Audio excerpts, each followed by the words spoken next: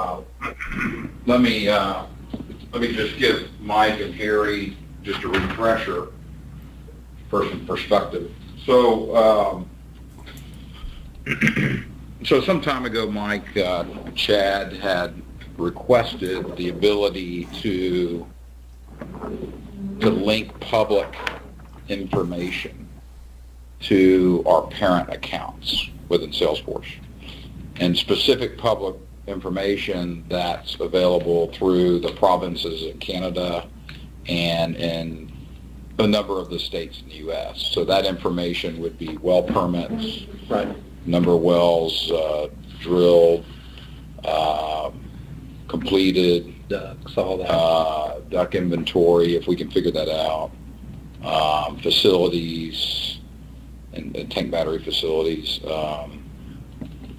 and other data associated with that that's publicly available. So Patrick's company is POIM Consulting, Mm-hmm. and he's done a lot of Salesforce integration with other companies in Canada, and so he gets a lot of this data from the different provincial governing bodies that in Canada you have to file and provide all that information. So same here with like the Texas Railroad Commission and other states in the U.S. So right now he's done the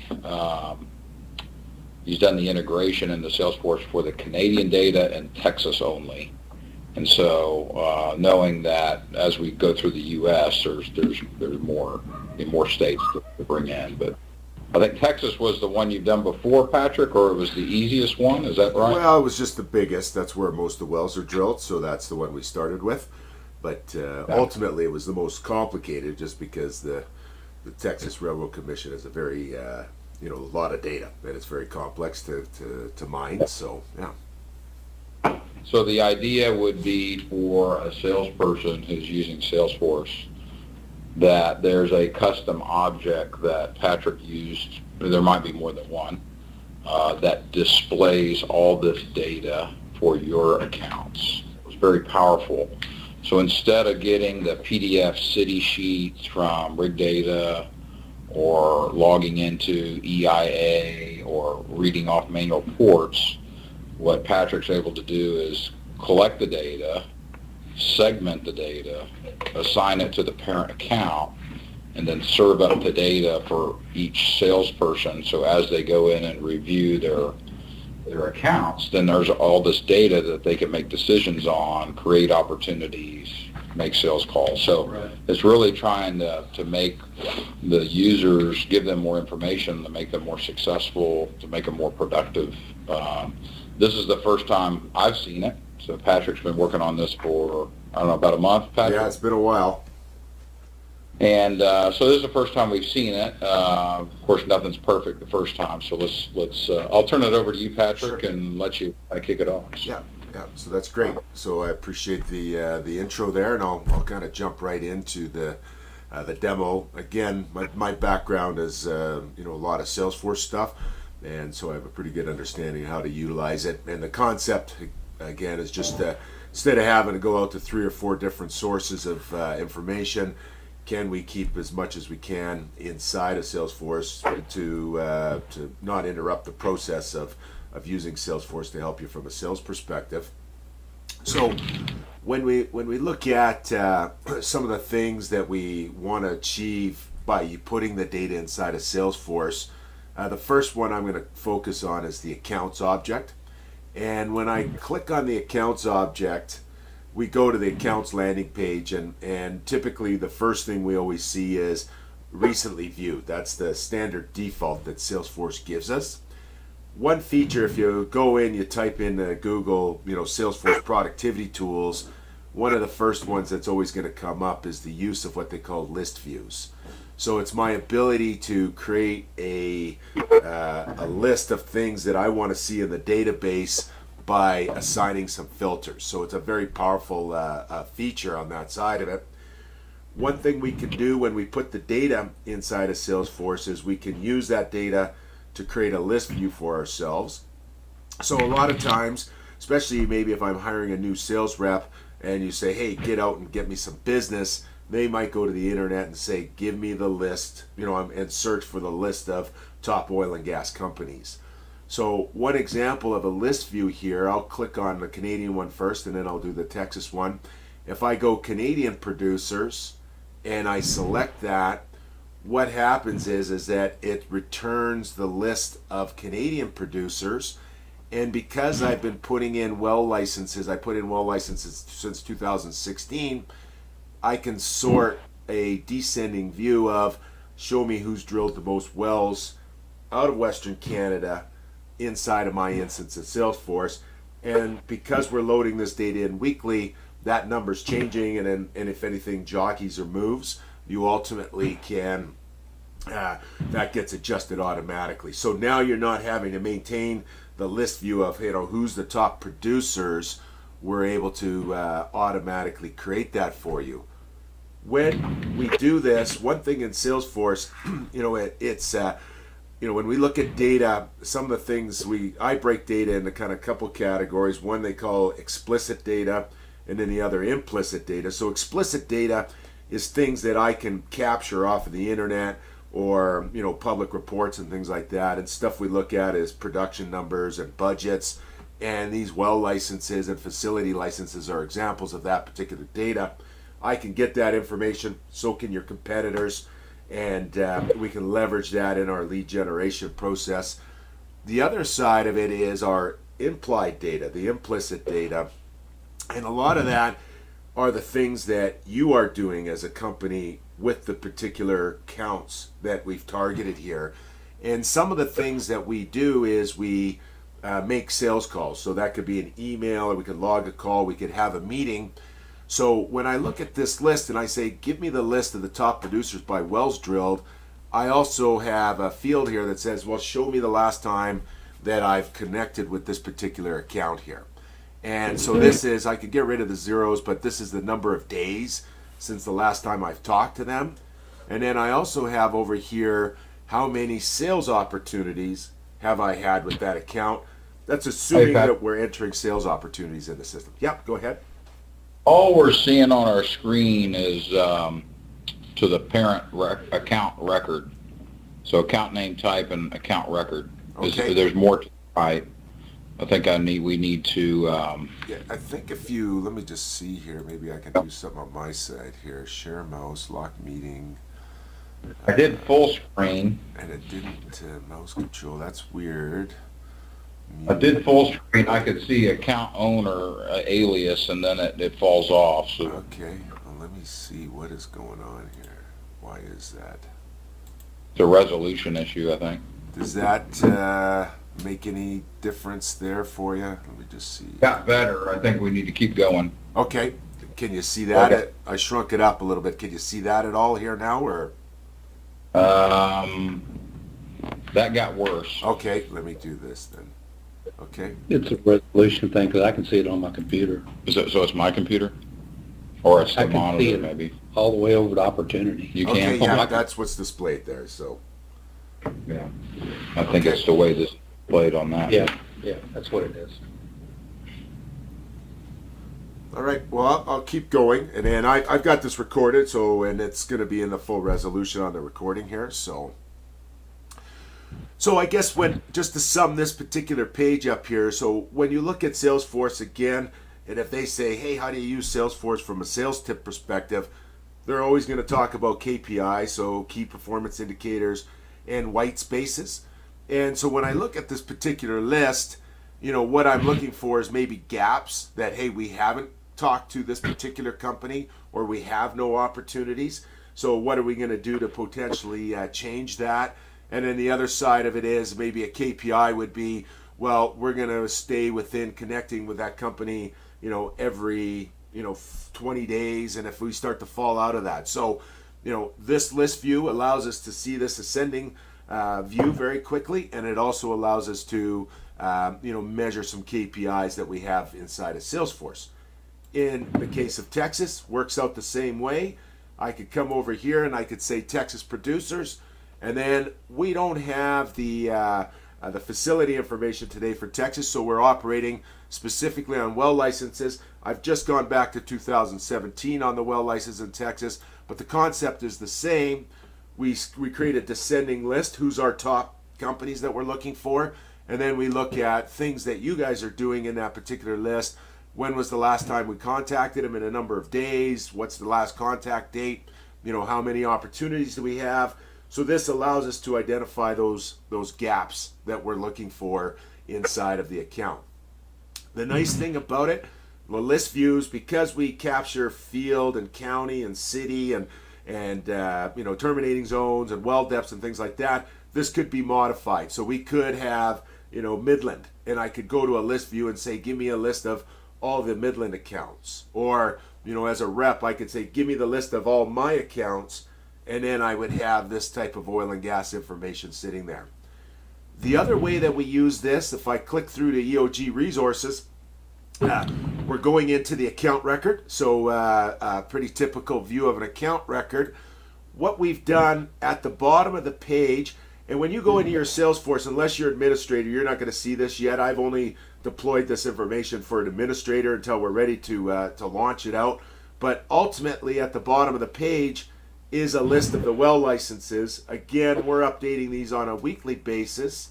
I can say view all, and then I can come in here as a sales representative for EOG Resources, and I could take a look at all the sales, all the well licenses that they have, and then we can go in and we can take a closer look at the record itself, and determine, hey, what area is it in, what type of well is it. We do get a little bit of contact information, people that submitted the actual well, what's the depth, so on and so forth. So here's our field. So it's a Phantom Cam well, and then what city is it in, what county is it in, so on and so forth. So pretty basic information, but ultimately when we look at this from a sales perspective, we kind of position it as a trigger-based sales, and we're using this information to say, what can we do to use this to say, I should be calling this company and talking to them about this specific opportunity here. So again, the two concepts when we look at this is being able to create that list view so we can quickly see the accounts that we're looking for. And then the second is, once we get into the particular account, being able to go into the details section and look at all the activity that they've had on this. When we look at, we've got a couple dates here. This is our license date. That's our activity date. So as we scroll down, we start to see as the activity date gets updated, those are wells that have been drilled. So we know that they've made that transition. Then we also have the completion date, so we know when that well was completed at that side of it as well. So macro view is list views. Micro view is going to be, going to a specific account and looking at the activity that's happening with that account. One feature that I really like inside of Salesforce in the Lightning version is this. This is our favorites, so we're able to create favorites. So one thing that I do is, instead of having to go to those list views all the time, I can favorite that view. So I can quickly come in here and say, give me that list of Canadian producers, and then ultimately it's going to bring that up for me. Or I could come over to my favorites and say, give me the list of the Texas producers, and then I'm going to bring that up and see that list here. And it's going to be about 700 different accounts that have been drilling wells since the 2017 timeframe. The other thing that we use the service for, beyond that, is we want to leverage dashboards and reports as much as we possibly can. And what we've done, and I'm working on the US dashboard right now, so I'm going to show you the Canadian one, and then I'll show you a US report. But ultimately, again, I'll click on my dashboards tab, and then when I go to my dashboards tab, I could come over here and I could say, hey, show me all the folders that I have, and then I'm going to have some folders, Canadian well information, and then I'll have the US well information. If I come in here and I click on that Canadian well information folder, I have a choice. Do I want to look at stuff that's been drilled, or do I want to look at new well licenses? When I click on that well license, I can open that up, and what it does is it queries the database and brings the information forward for me. And in the middle here, here's all the companies that brought out well licenses last week. that we're able to go in and take a look at. And then over on the right-hand column, I have it segmented by geographic region. So in this particular case, it's areas in Canada like Drayton Valley and Grand Prairie. When I finalize the Texas one, it'll be more around district. So the Texas Railroad Commission uses districts. So it'll be District 1, 2, 3, 4, and I'll provide you the map to describe what each one of those districts are. The nice thing about this particular view here is if I'm somebody looking after this geographic region, I can select the option to go directly to that report, and it's going to provide me the details related to that report. So this particular company here, so we'll go down, find one here. So New Vista has brought out these 4 well licenses that have not been drilled yet. And then right from here, if I said, hey, that's interesting, I would like to give them a call. Again, instead of looking at a PDF, I could come over here and I can select the New Vista record, and I'm immediately into the account. And then what I can do from the account, I could go down and look at those well records more specifically, but I can compare them to the opportunities that I have open. I can look at my contacts and start my call process immediately. So that's one of the advantages we look at having the data in there, is that once we look at a report, I can automatically action that by going to the record and starting my sales process accordingly. Again, to help us, instead of doing a lot of clicking around on these tabs, I'm again a big advocate of using the favorites. So I could come over here and I could say, okay, I'm interested in my dashboards. So I've got my facility dashboards, but I could just click here, and then ultimately I'm right back to that specific dashboard. And then I can go through that process again. When we look at it, a lot of how people use this is gaps. So they'll come down here and look at this and say, yeah, I'm dealing with 7 gens, New Vista, I'm all over them. Oh man, I haven't dealt with Cardinal, and I can see they're active in the market again. I don't have to go to the report. I can click through right on the company's name, and then ultimately I'm into their record again. I could look at the related object, or I can, more importantly, start making my calls, see who I'm calling and dialing to. We also have that capability. I'll show you what I was working on the Texas stuff last night. Instead of going through the report dashboards, I'll go directly from here, and then I'll say, okay, let's go to, I believe it's that one. Hopefully I saved it here. Let's take a look at it. Well, license all. So here's an example of a dashboard or a report that we could click through, but I will have that district report set up. So here's an example of the market segmented by district. 8 and 7 is up in that Midland area.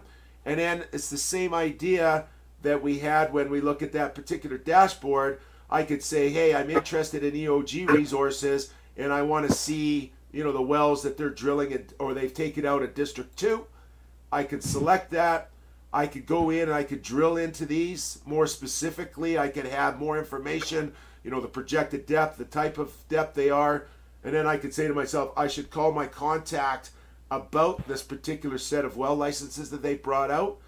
Then I click through, and then I start my process just like I did with the Canadian data.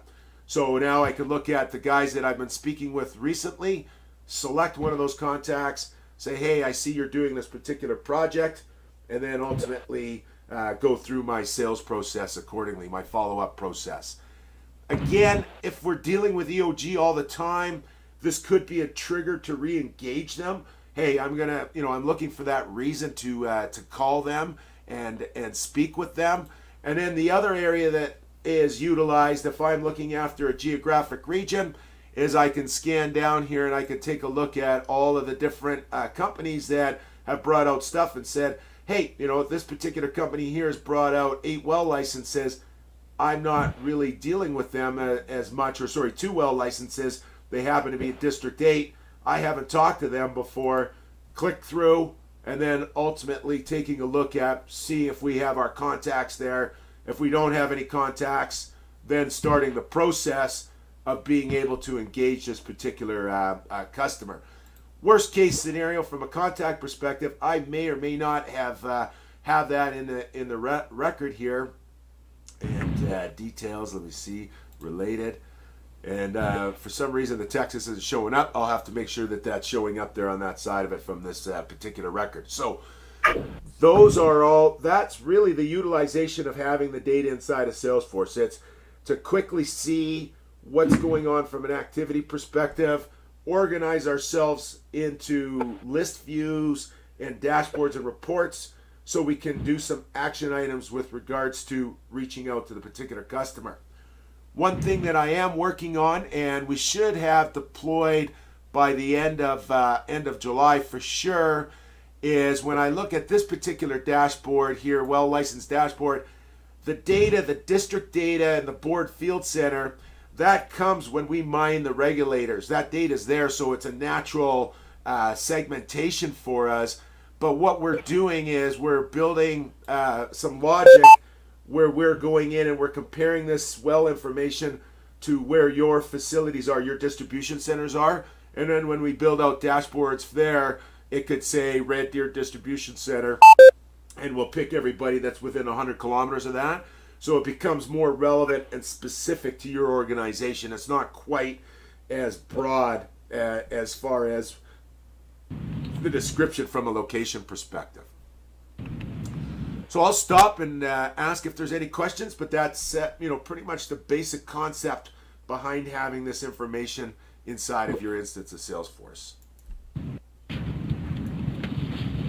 So basically, you just bring rig data information into Salesforce. That's correct. Okay. And tying it to the parent. Yeah. And that way it's information's there to take action upon all in one interface, right? So Yeah. we're talking about adoption and can we serve up more information within the environment that people will go there to read, digest, take action upon. That was the initial ask. Patrick, Yes. if there's a new contact that appears, will automatically push it through and put it into Salesforce for us? We can look at doing that for sure. We don't have that set up today. The contact is going to be related to the record, the well license record. So when you go in there and take a look at it, all those contacts are typically regulatory people. On the larger companies, they work for their company men. On the smaller companies in Texas, typically it's a third party regulatory company that's submitting their well licenses on their behalf. So today it's just that you'd have to open up the well license record to see it, but in the future we could automatically populate that if there was value in that type of contact for you. Yeah, like in Texas, for example, whoever's filing that drilling permit is not the person that's going to make any kind of... It's not our end user. On anything. It's a clerical person most of the time. Okay. Doesn't sound like there's a lot of value on that side. Put context in there. So. And you update this weekly? Yeah, so what we do is we collect the data through the week, and then on the weekends we come in here and upload it. So most people that use this particular type of system is, they might have a dashboard setting up, say, hey, look at my accounts. But when I come in here, they would come in and say, okay, I want to look at this information. So let's assume that I have the dashboard for Texas set up. They'd come in on Monday and they'd take a look at it and they'd scroll down it and say, oh, really, again, looking for those white spaces and looking for companies. Okay, this EP Energy, I haven't talked to them in a while. Then we could go in. I should give them a call. Click to the record, give them a call. So they look at the date on the Monday. They look at new well licenses. They look at wells drilled. They make a quick scan of it, and they make the decision, should I reach out to this particular account or not, based on where I am from a relationship perspective. And then you tie it to our E&P parent and our drilling contractor parent. Yeah, so it goes to the parent. So this, again, is a parent account. And then when I look at the related, I could come down here and not only look at that most recent record, but there's a list for this account that I clicked through E&P Energy. There's a list of all the well licenses and wells drilled since 2017.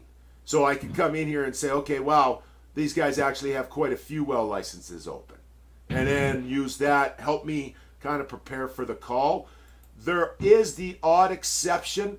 So the way that my data is structured is slightly different than your data. So when I look at the Canadian producers as an example, and I'm going to the list view, the list view, the odd time I had to, like with Devon, my data is for Devon US and Devon Canada, and I couldn't really collapse it into the one parent. So all the Texas data is with the parent company. All the Canadian well licensed data I had to assign to a sold to address. So, and that is the exception to the rule. And where it is when the parent, I have Shell Canada, which you had Shell Canada. I did not create that account in there, but it reports to the parent. The Canadian data is with the child account, and the US data is with the parent account. That's the exception to the rule. So what I suggest here is if the rep comes in and they wanted to come in here and take a look at this, they would then go to the parent account from here and then ultimately find their contacts and make their call, but they could still see that they're on the list as a top driller in this particular market. What do you have the rest of the country besides just Texas in the U.S.? Yeah, we're working on it. Our goal, I'm ramping up developers right now. So we just added 2 more developers. It takes a little while to bring them on board. The goal is to have it all done by the end of the year. So right now, we're gonna kind of circle Texas just to finish that off. So we're gonna get Oklahoma, Louisiana, those markets set up. And then we're also very focused on getting Pennsylvania data up. We get a lot of requests around that. So those would be the next market segments. So we'll be adding them, and then Brad will send out reports. All of that data will still be in here. Again, if the Shell account is in all of those markets, all those are related to that particular one account in the U.S. So we won't go to sold tos in that particular environment. It will be, the parent, and we'll have a mix of Texas and Oklahoma wells, sitting there on that side of it. But we will still make unique dashboards to say, okay, let's take a look at this U.S. data as a whole, but we could have a specific dashboard for Oklahoma, and then it would segment that data down smaller. Same thing with list views. We could create a list view that says Oklahoma producers, Pennsylvania producers, North Dakota producers, as well as all of North America. So we can get macro or micro on that side of it. So under list views, under accounts, you have Canadian producers and Texas producers. That's correct. And those are the 2 custom objects you used? So the custom objects, again, if those are list views, I created those list views for you. Yeah. The custom object itself is related to the account record. So when I come into an account record, it says related. And then when I scroll all the way down at the bottom, there's the well license. Okay. And then we've got one there for facilities and pipeline, because in Canada, we're putting in facilities and pipeline. As soon as we get all the well licenses for North America, we're going to come back to Texas, and we're going to start mining as much data as we can to help you out with the facility side of things. So that will eventually be more relevant to EOG. So right now, EOG, the only thing that's of relevance would be the well license information that we have. It makes sense. Okay, yeah, I see them now. Okay. Yeah, the only people that could see this are people that have administrative rights to Salesforce. Everybody else will, I just got a little bit more tweaking. I want to get that dashboard done, and then we can start assigning them to other profiles inside of Salesforce. A license detail, facility, and pipeline. Okay, I see this.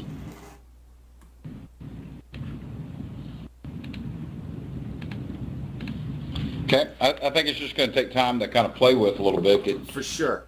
Get used to it, but I don't have any questions. You guys? Nope.